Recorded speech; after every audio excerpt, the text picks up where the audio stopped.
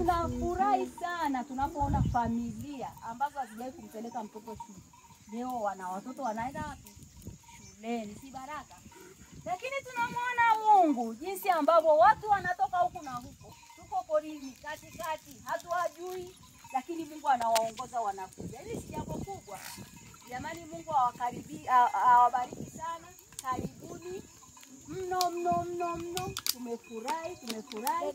Nimesema hayo kwa sehemu, na karibuni. Mungu awabariki.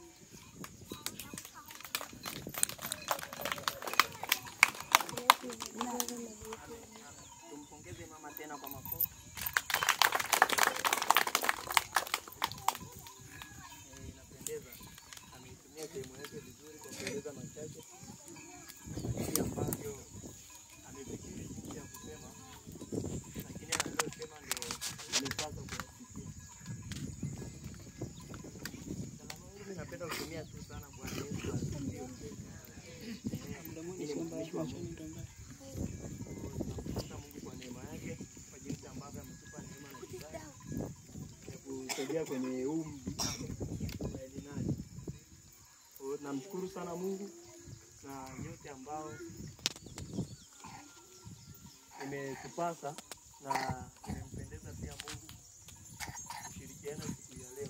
Maana wako wengi ambao walikuwa wanatamani kuungana pamoja na sisi lakini hawakuweza. Lakini sisi ambaye Mungu ilimpendeza tuwepo katika mji huu leo, imempendeza tumefika. Bwana Yesu asifiwe. Amen. Bwana Yesu asifiwe sana. Amen. Kwa nisio na mengi sana, ni maneno ya shukrani. Nirudishe kwa mama hapa pamoja na kamati nzima ambaye mnahusika kuwalea watoto wao na kuangalia.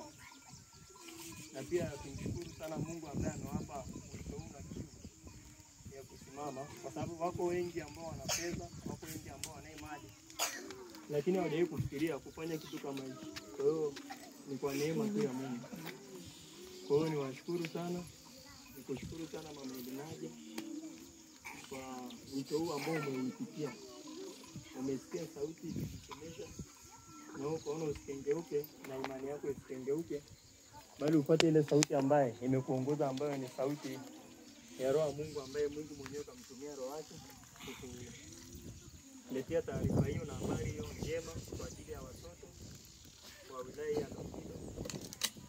Naamini kwamba Mungu ni mwaminifu na Mungu ataendelea kukupa moyo huo na imani hiyo ya kuzidi kusimama na kuzidi kukusanya kundi la watoto zaidi ya hawa hapa. Washukuru sana. Sina maneno mengi ya kusema zaidi ya shukrani. Kwa hiyo sehemu ambayo tumeigusa siku ya leo, na tumaini kwamba na naamini mtatembea nayo na itawafikisha mahali fulani hivi, mpaka wakati mwingine ambao magrupu mengine atasikia wito wa kuja kuwatembelea kama vijana na kama wafariji.